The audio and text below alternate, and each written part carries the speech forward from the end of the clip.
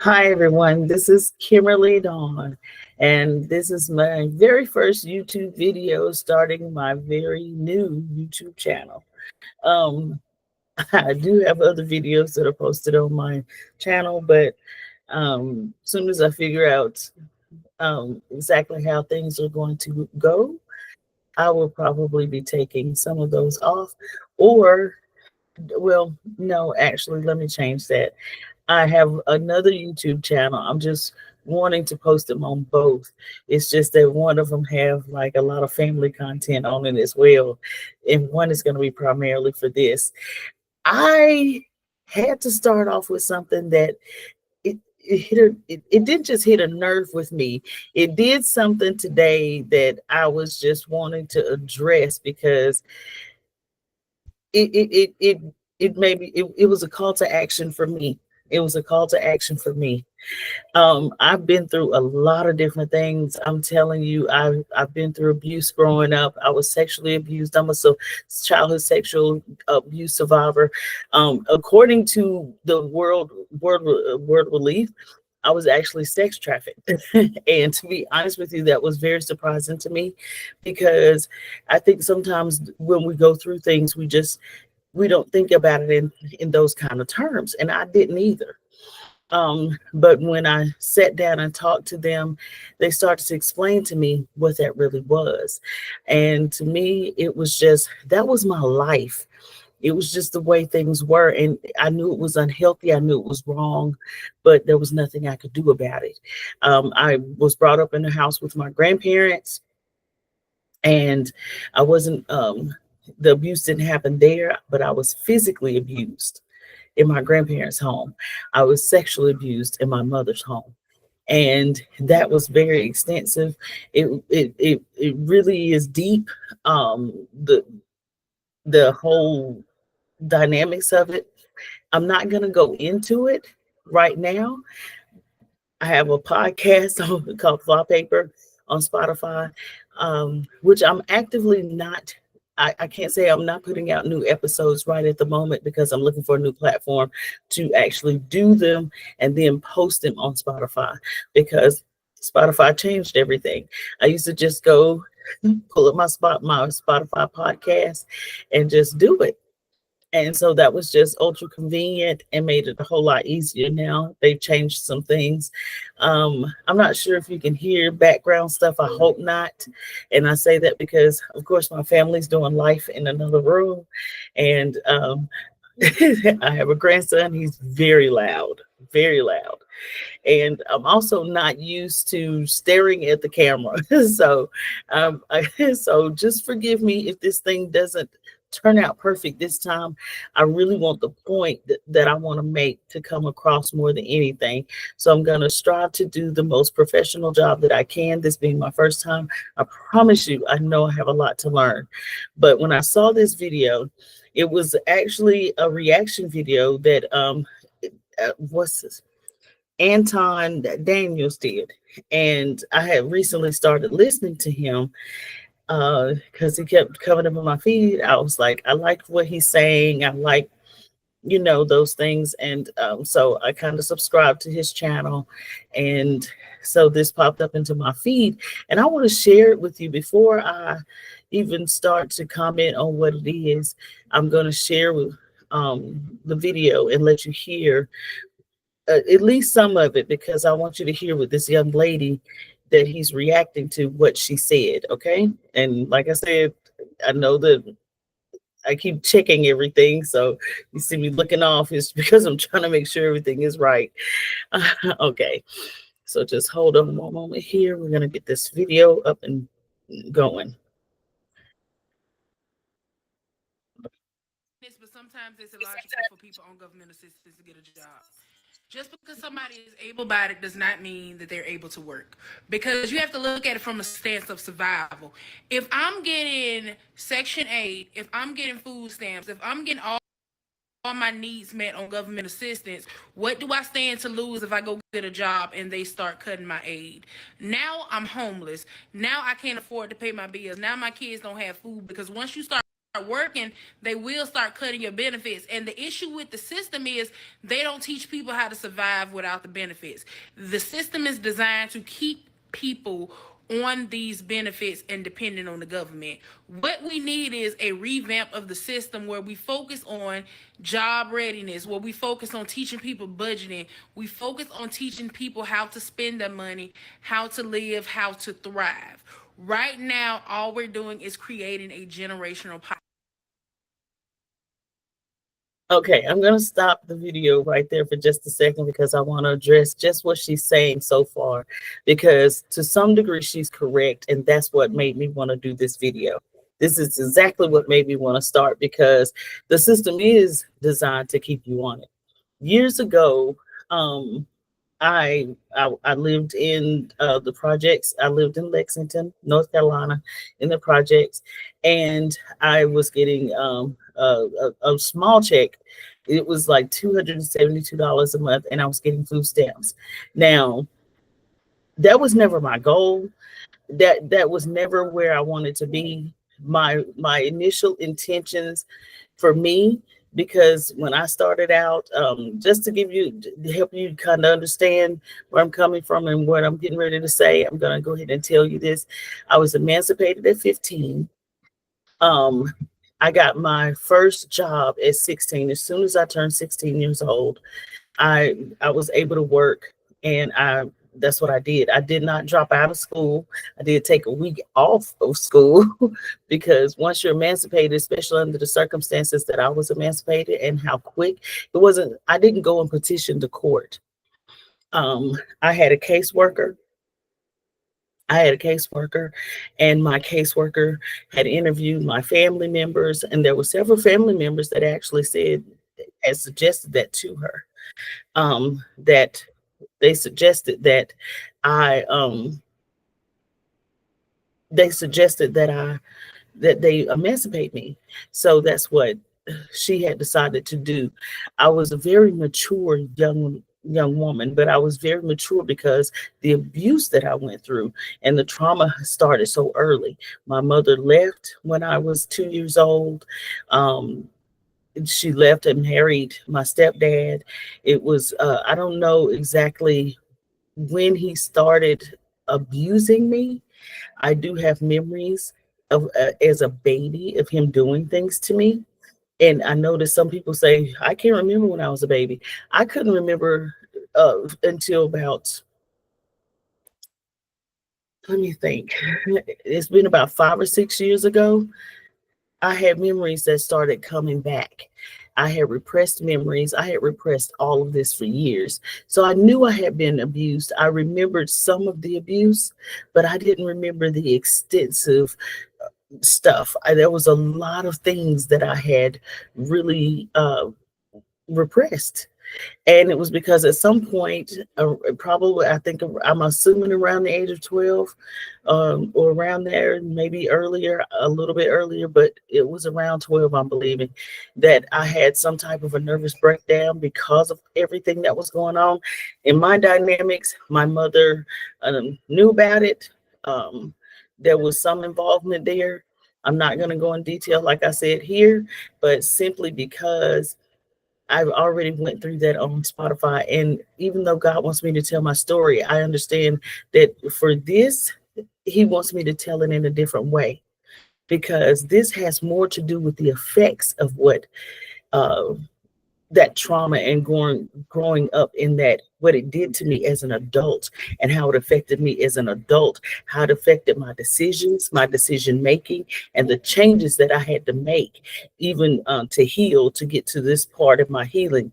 And in this healing journey, which it is, because until Christ comes, I know that I will not be the kind of person, I don't think we ever reach this this certain place until Christ comes, because we're in such a fallen world. And the reason I say that is because there's certain things that you have to do here, healing, that you won't have to do once Jesus comes back. And yes, I am a Christian. I do believe in God.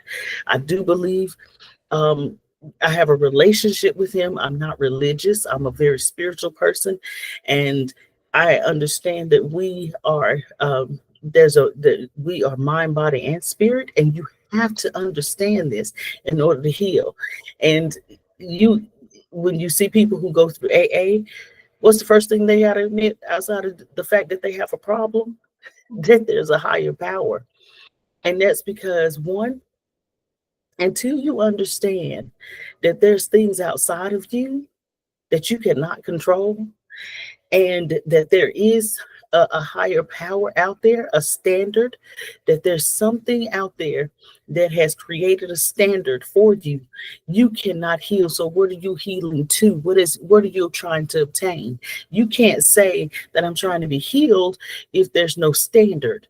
If there's no standard, then what are you obtaining to? The way you are is just the way you are. And I think that's one of the issues we're having with people nowadays anyway, is that there's no standard in their life. So getting back to what this young lady was saying, I have found myself, um, I let me slow down because I am really passionate about this. Um, After I had started working, I my goal was to I wasn't concentrating or thinking about getting a boyfriend or anything like that. I that was probably the last thing on my mind. I worked, I went to school and I went to work.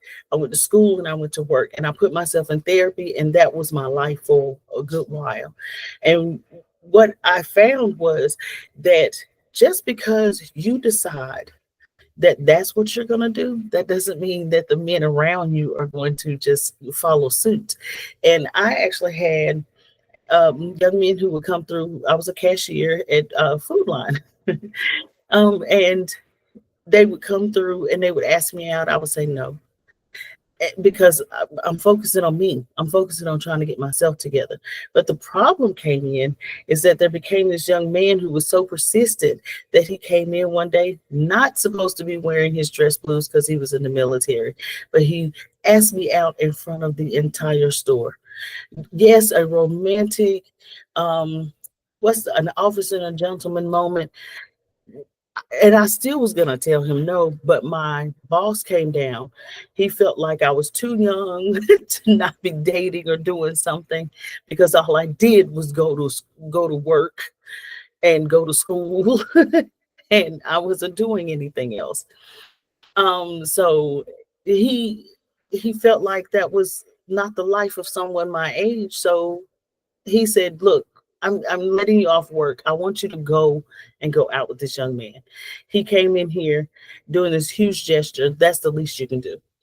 Okay, I go out with him.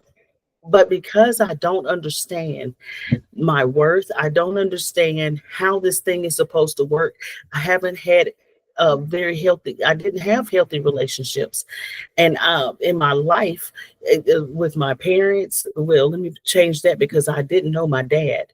I didn't know who my dad was. I didn't know him, and I didn't have a healthy relationship with my mother. Like I said, my grandmother, and my grandparents were actually, both of them were the first to become Christians in their family, and so you say, well, what does that have to do with anything? A lot, because we have this ancestral worship now and all this stuff that people are trying to come bring back. There's nothing new under the sun, people. This stuff has been around before. So the my grandmother's mother, I think it was her grandmother or her I know it was her grandmother or her mother. They were one of the last ones to come over here for, to be enslaved in Africa, and it was right at the tail end before they were freed. So they still worshipped what they did in Africa, the religion they did in Africa. But really, what that came out through was that my grandmother was a high level sorceress, and that's hard to put out there, because in the Black community, we're not supposed to admit certain things. We're not supposed to say anything. We really don't want to know about our history unless we all make it seem kind of pretty. But I'm not on here to make things sound pretty, and I'm not on here to sound pretty or cute. I'm on here because we have some real issues, and people try to make this stuff seem like it's nothing. But there's a lot of manipulation in things like that. There's a lot of ungodly behavior, and it's dysfunctional in our families, and it has a lot to do with generational curses and why our families are so jacked up now. And so I want to talk about this stuff because this young lady and the point that she makes and what she's saying is so important. And the reason that it is so important is because when you have a generation of these people coming up and they don't know, and they come from abuse, they come from broken homes because our foundations have been broken. I mean, over 72% of our children are brought up in single parent homes, and this is in the Black community. You know, it didn't used to be that way, even though things were so bad. It didn't used to be that way. Now it is. And so we talk about, oh, they have a whole bunch of children and they have this. Not everybody's just out trying to scam the system. Not everybody's out here trying to have more babies to get checks, because let me explain something to you. I got $272 for two children. So having more kids doesn't get you with so much money. That's not the amount of money that you assume that they're getting is not a lot. You might get a lot more in food stamps, and you do get more help when it comes to your housing. Like, for instance, in Lexington, we didn't have to pay rent. But the minute you got a job, they went up on your rent. They would actually start to tally up what they felt you were going to make before you got your first paycheck. And your rent would be by the next month before you ever got a paycheck. You went from paying nothing to sometimes $800 to $1,600 a month. Who can do that? You haven't even gotten on your feet yet. There used to be a system where they were giving you a little bit of leeway with that. And I'm gonna be honest with you, it was under whenever the Republicans were in office. During that time, I just can't remember the dates, but it was because the Republicans were trying to get people off the system. They made it so that you can have jobs in your home, create businesses. I started my own in-home daycare. I was able to make good money, and I was on my way working out the system when all of a sudden we voted. There was another vote. We had another president, and it was Democrat. They killed off all of that. All of a sudden now it was back to the same old system that was getting us stuck in that cycle. Okay. In the meantime, I'm dating, and I'm trying not to make bad choices, but you don't know how to do this thing right. TV sometimes is the only thing that shows you what a relationship looks like. And even to this day, go on any television program. When they date, they start having sex. They date, they start having sex. But they never show those people hardly ever getting pregnant. Or if they do, they rarely show them being single parents and going into situations and having to go through stuff. They're not realistic. Okay. So here you have television being the only thing that's showing these girls how to have a relationship, and it's saying if you love them, go. It's empowering for you to share your body with them, and have sex with them. And you say, well, they can use birth control. All birth control does not work. Okay, just to kind of let you know. And then on top of that, what about people who are allergic to condoms, who that are made out of latex? And if you use alternative things, sheepskin, that's like $30 a pop. I mean, there's all kinds of things. You can say, well, they can get the shot, which causes a lot of health issues. People don't think about stuff like that. Some of these things that mess with your hormones in your body can cause cancer. I mean, there's a lot to it. They don't teach you celibacy. Where is celibacy? And if you don't have somebody, let me explain to you how this works, because I was one of those people. I would go years without being with anyone. So I only had two children out, outside of the man. I did get married eventually, and I had a child with him, but I had two children during this time. I had one by a man who was abusive, so I had to leave. And then I had another one because I had gotten into a situation. And when I went to go and get on birth control, which actually I found out later, I'm not one of those people who can take birth control. But when I went to go get on birth control, I was already pregnant. So, and I don't believe in abortion. I do not. People can say, well, I don't believe abortion is a form of birth control, first of all. And you say, well, what about you just not bringing a child into this world? That I believe that if a life was created in me, it was meant to be here. You know, sometimes we keep telling people just go kill off that child, and you might be killing off the answer. You know, how many people have become doctors, lawyers, or become things that we needed in society, but they came from a bad situation. So I just don't take life that frivolously. So, and yes, I do believe that. And I'm not downing people who have had those things happen and they made that decision. I'm saying there's forgiveness in Christ for everything except blasphemy of the Holy Spirit. So we all make mistakes and we can all do better. So when we change our mindset, we can do better, which is why I'm on here, because I don't want to just do better. I want to do something about it. I am actually I have went through a lot. Like I said, I went through a lot of counseling. I didn't even know that you could actually go through counseling to the point where when you finally start to learn everything and you can function in society the way you need to, that you can actually graduate counseling. But I did. I actually got a certificate saying that I didn't even need to go back. And at one point I did go back, and the counselor, which I loved her so much, even told me, said, "Why are you here?" But it was because I needed somebody that I could talk to. It was when my memories came back, and I needed somebody I can talk to who could handle the weight of what I was saying.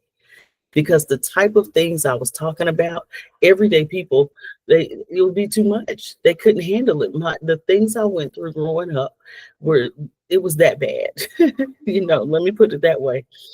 Even on my podcast, I'm very cautious about how I tell people and certain things because of how um in depth it really is and how it can make you feel. So I'm not trying to unload that on someone else. I want them to understand, and I want other people to understand what it is and where this stuff comes from and what it's really like. I want it to be more realistic, but we don't have to be but so graphic sometimes. Anyway, I know I've talked a lot, um, but I had a lot to say off of just that little bit of what she said. And it hit home with me because she was telling the truth. She was being real. And a lot of people are not going to like what she's saying because their solution is go get a job, go to work.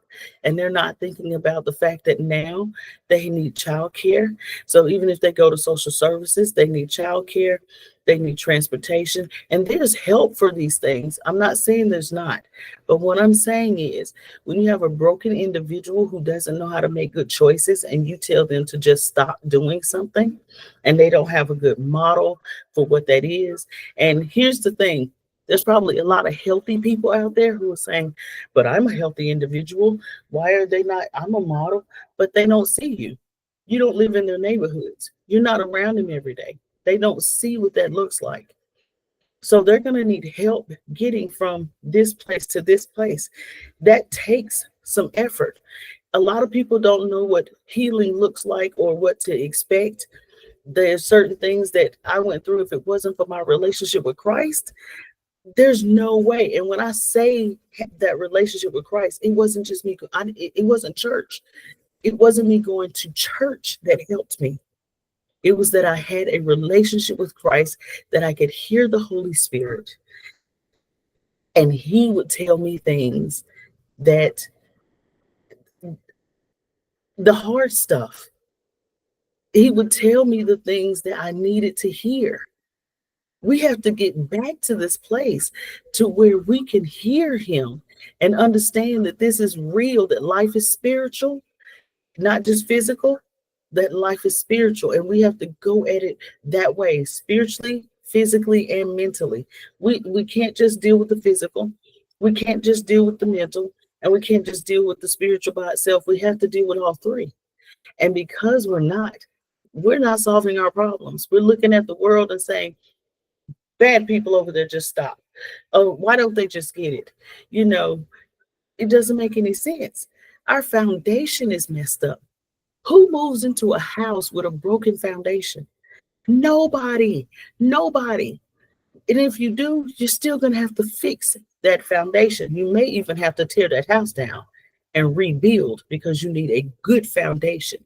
But when you haven't started out with a good foundation, you have to go that you can't just build up from that.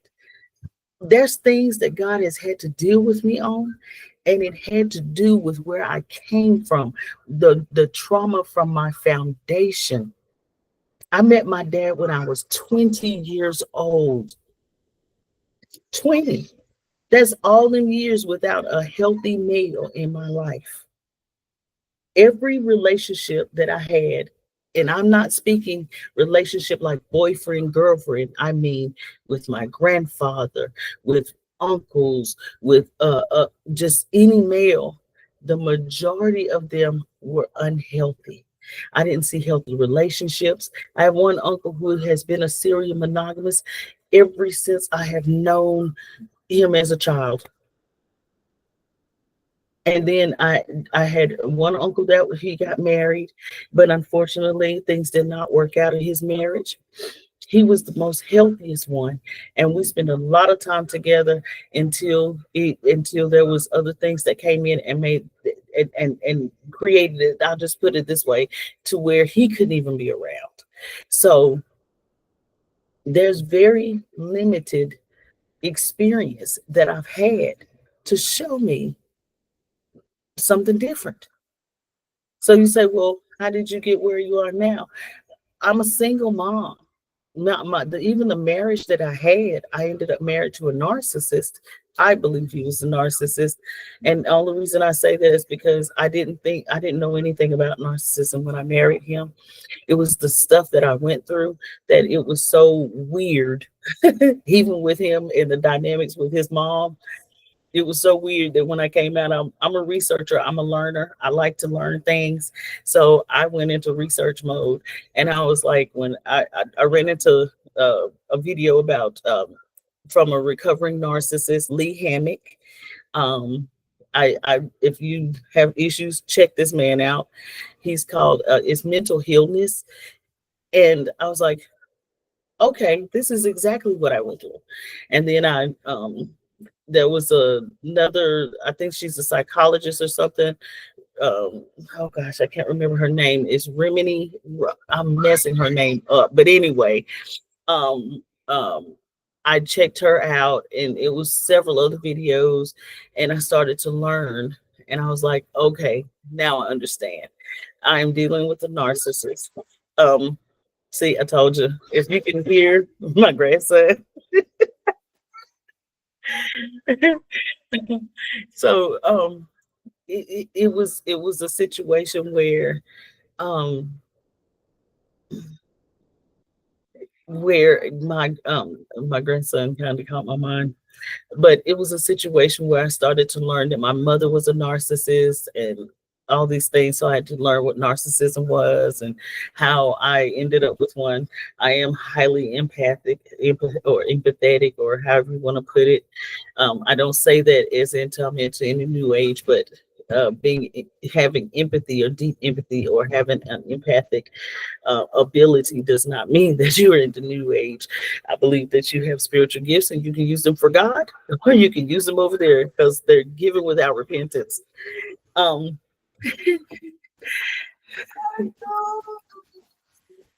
um, Hold on a moment.